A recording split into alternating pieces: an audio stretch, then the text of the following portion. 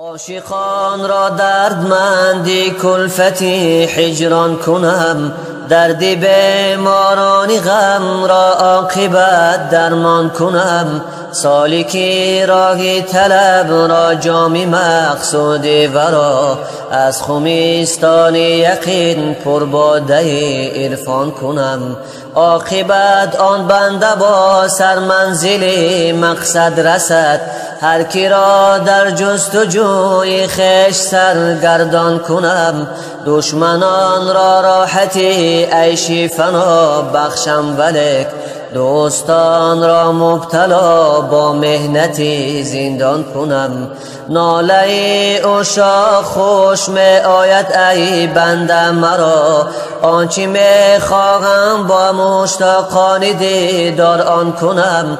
بوستانی جانی مشتاق جمالی خویش را، در بهارستانی معنی پرگل و ریحان کنم.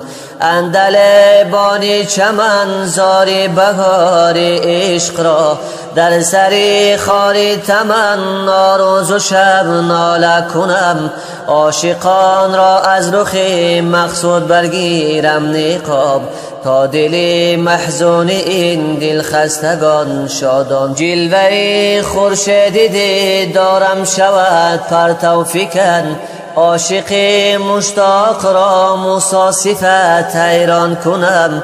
گر تو عبدالحی بنوشی باده از جامی طلب، نور اسرار ازل را بر دلت تابان کنم. اللهم صل على محمد وآل محمد حبيب الله. اللهم